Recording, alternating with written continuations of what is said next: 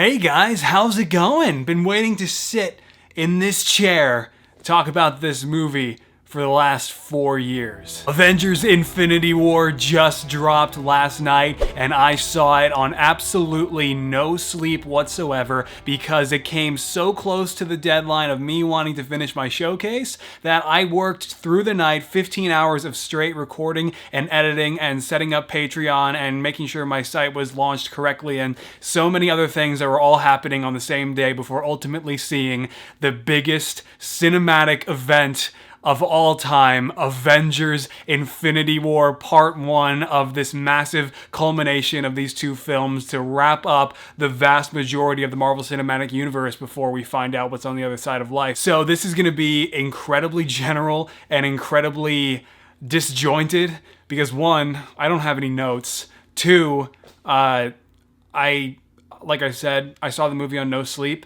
So while I was processing everything and I'm really enjoying it and everything Infinity War is and was in the moment, I need to go see it again. I'm going to see it again at like 10:30. But one thing that I posted all over social media and told all my friends, like the number one feeling that I had walking out of Avengers Infinity War was the movie is so gorgeous, so beautifully made, and seeing all of the characters from the MCU all together in one movie fighting for the universe, it was like a dream walking out of it. And it's kind of like the perfect movie that you imagine in your head when you have a dream. But then you wake up and you're like, oh, no, that wasn't real. Obviously that wasn't real. That was too amazing. This was a real this And that is just what is so cool about Avengers Infinity War. So full spoilers, even though this is all disjointed and incredibly general because I can't process everything right. Like today I needed the day and I'm still like exhausted. But one thing that I do of course want to cover is the ending. Straight up, that's what everybody ultimately took away, obviously, and there are a lot of opinions about the ending, I think. A lot of people really, really either confused or just purely surprised. I don't fall under either of those categories personally because I was fully aware that there was going to be an ending. Not like that, because not because I got spoiled. As a matter of fact, I did a pretty damn good job dodging spoilers this entire time. I only saw the two trailers and the TV spots. That's not what I meant to say. I only saw the true trailers and the one TV spot from the Super Bowl. That's what I meant to say. And so I didn't see anything beyond that aside from photos. And it is incredible how much they left out of the trailer. I mean, full sequences and full scenes, shots and characters meeting in together that we had no idea even existed. But back to the ending. Sorry, again, disjointed. I fully expected that ending. I fully expected a cliffhanger. I fully expected a lot of the Avengers to die. And it wasn't a surprise to me because obviously with Avengers 4 coming out next year, something is obviously going to happen. Something major, something big. And because this is a two-parter, and yeah, I understand Kevin Feige and Russo Bros and crew, they of course, they separated the two movies. This is Infinity War, of course, and then Avengers 4 will have its own title. It's still part 1 and 2. Part 1 ends with a cliffhanger to lead us into part 2, regardless of what they said.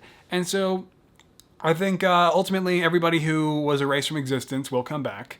And maybe a few of them won't, who knows? But ultimately I think a lot of them will. Because one thing to take note of, most of the characters that were erased from existence were the majority of characters that will be leading the MCU after because the majority of characters that disappeared were actually all of the MCU characters that are going to be leading the Marvel Cinematic Universe after Infinity War. Sorry, after Part 4. No, Avengers 4.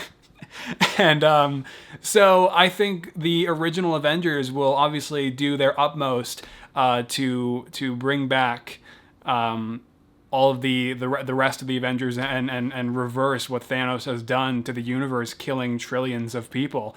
And I think that in the process, it will ultimately be their final moments too, their send-off, and however that's worked into the story. So I thought the ending was fantastic. I fully expected a cliffhanger like that, and I love the empty feeling of the whole thing too.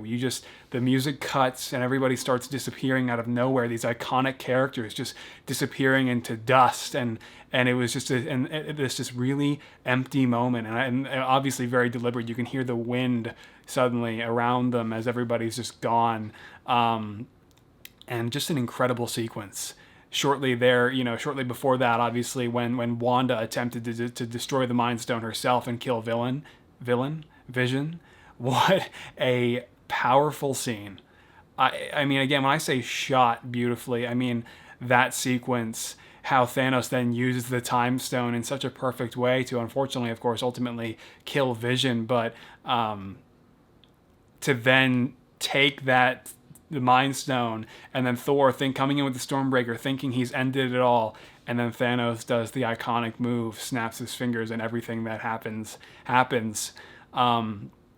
I don't want this video to go on too long, but Avengers Infinity War is absolutely everything that I wanted it to be, and it was absolutely worth waiting 4 years, and I think all of the build-up to the film.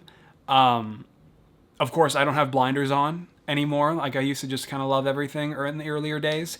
But now I would say my only 2 complaints, and it is so weird to even be discussing complaints walking out of Infinity War. It is such a near perfect superhero movie. You honestly, it's hard to ask for more than what we just experienced.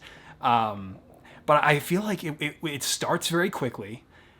And, instead of having a build-up, I was hoping to maybe hear the line from Age of Ultron, we'll lose, and we'll do that together too, echoed in the intro. Instead, it was an Asgardian distress call, so that was a major nitpick, but just kind of somebing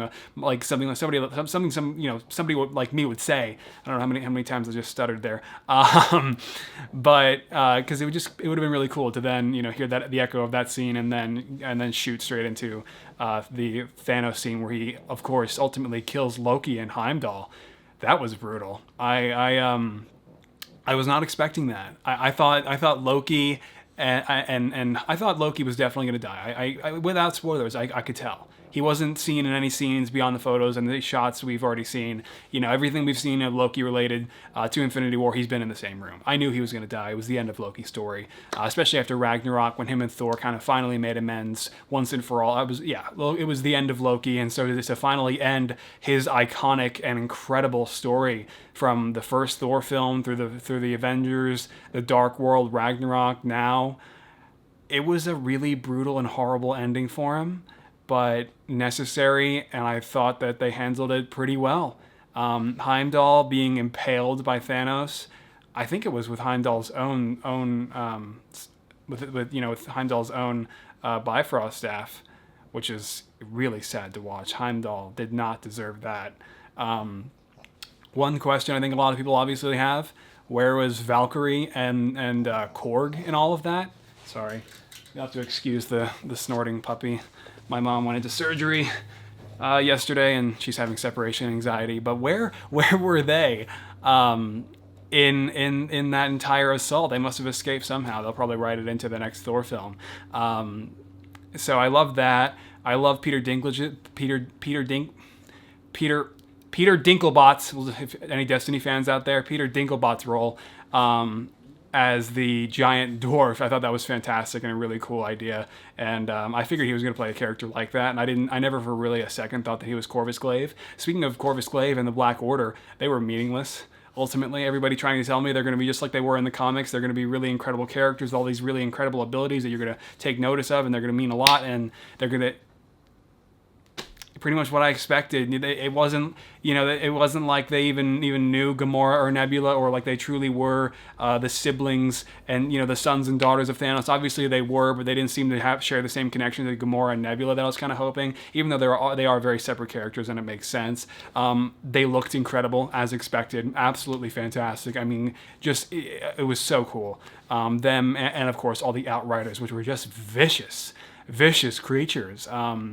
But ultimately meaningless, if you ask me. And so I can't really say I will be making them I can't really say I will be making them in Lego. And so it was kind of good to get confirmation on that, though, because even though the Black Order is really cool, they looked amazing, as expected. I mean, they looked more real than my future. Not going to be making them in Lego. So, however, I will be making Okoye, Killmonger, and so many other really cool characters in the future here. But a couple other things I want to touch on. The Soul Stone and Red Skull. Oh my god, I was not expecting them to get a different actor for Red Skull and then to have that tie in and finally reveal what happened to him, where he wound up, and where he's been since World War II when he disappeared through that massive portal that was created by the Tesseract. That was amazing. Absolutely incredible. I never thought we would see Red Skull again, but I'm really glad they worked around Hugo Weaving not wanting to return to portray the character again. Because ultimately, I loved that and everything about it. So, then of course, followed by the incredibly well done sequence where Thanos sacrifices Gamora to obtain the Soul Stone once and for all. What a powerful scene.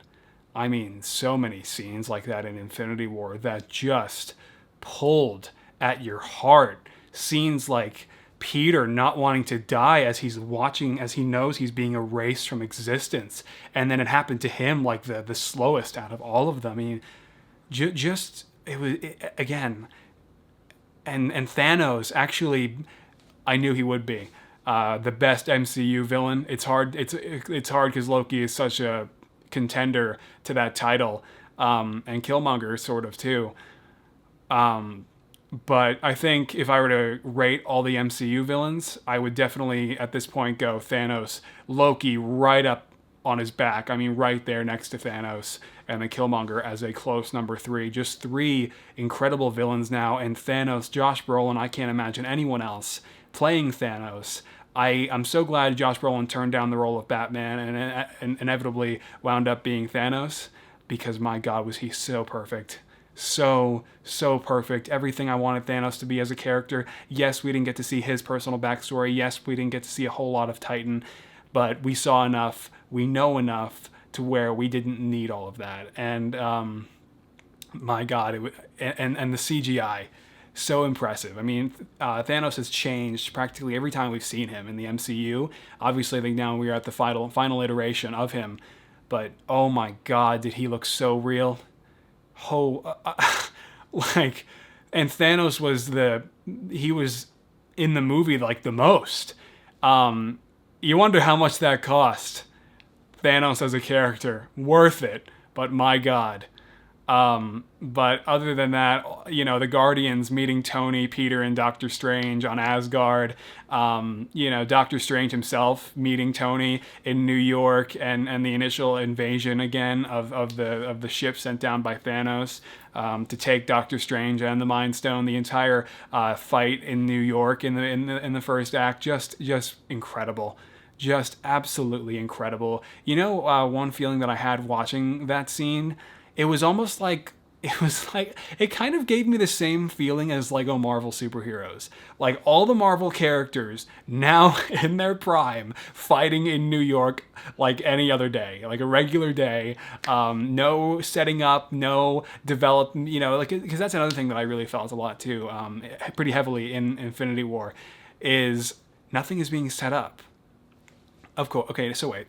Obviously, Captain Marvel in the post-credit scene. By the way, love the post-credit scene with Nick Fury and Hill. So great to catch up with them, and especially what happens in the scene.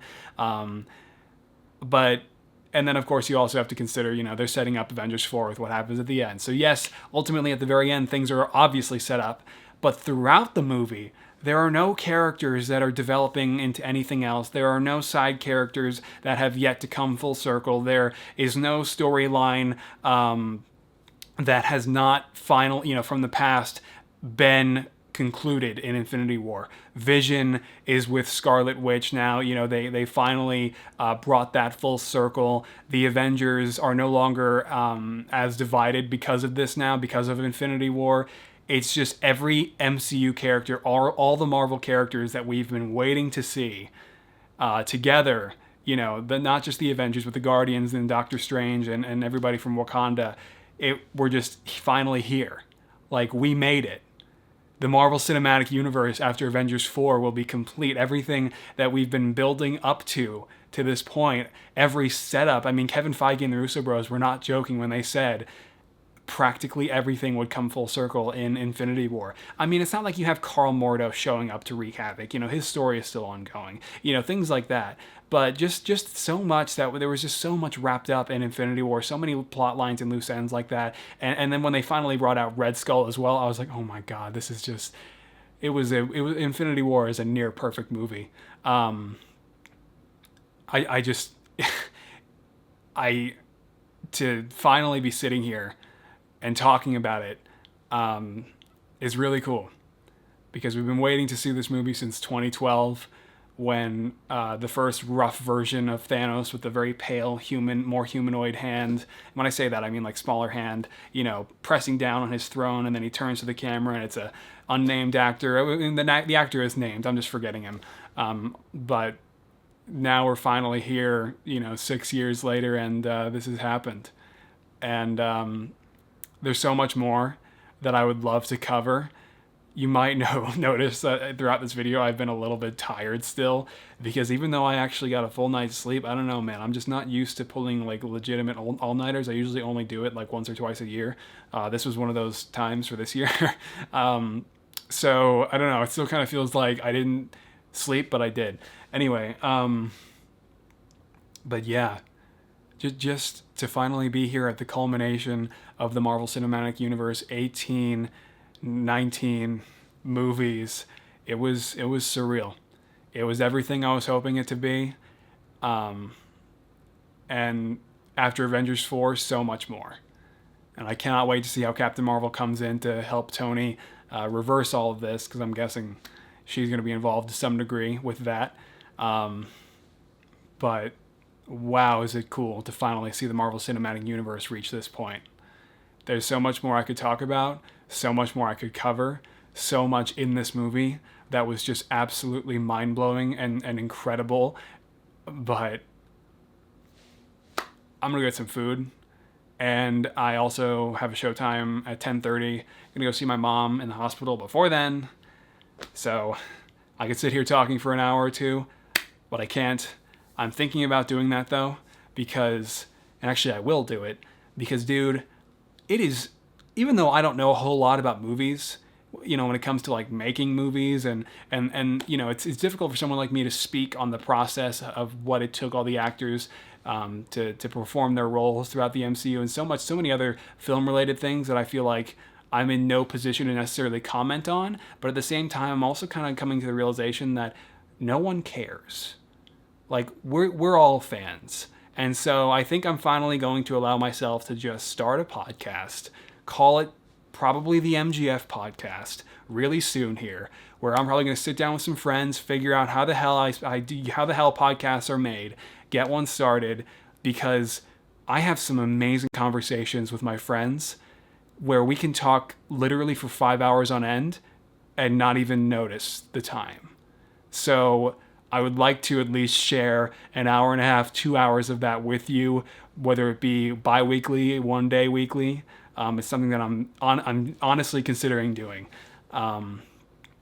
But ultimately, that is it for my first initial, very general, overall thoughts on Avengers Infinity War. Again, there's so much more that I could cover. I apologize if I missed something important. But this has been really cool, guys. And thank you for all your support. Thank you for your support on the showcase. It was insane, and I'm so glad I was able to do it and get it up by the day that I was hoping to, despite, you know, what I had to do to actually pull that off. And thank you to everybody who was involved in making that happen, whether it be Andrew or even Chris McLovin, you know, for inspiration on figures like Thanos himself. So other than that, check out mgfcustoms.com. It is up, and consider checking out Patreon as well if that's something you'll be interested in. Going to be posting photos and videos and so many other cool things about things that are happening and figures that I'm working on before all of it ultimately, of course, ends up on the channel or on Instagram, Twitter, and the other pages. So just something cool to check out and consider if you're interested. So yeah, guys, that is it. I've got to go figure out how I'm going to upload this now, because we moved out into the country, and Problem is, upload speed sucks. They're actually going to have to do some construction out here for us to get internet similar to what we had in our apartment complex we were living in. So the Avengers Infinity War video, the showcase, actually took 9... It was like 6-7 hours. Yeah, like 6 or 7 hours to upload the Avengers Infinity War showcase. So it'll probably be at least 3 to 4 trying to upload this video. So I should probably cut it off because I'll probably end up going to my sister's campus to upload it. But yeah, thank you guys. I've got tickets to see Infinity War tonight, tomorrow, and the next day. Before I finally probably inevitably drop dead. No, but thank you for sticking around and listening to me half asleep talk about Avengers Infinity War. I will catch you guys in the next video. All right. Oh, that was bad. I'm not good at this.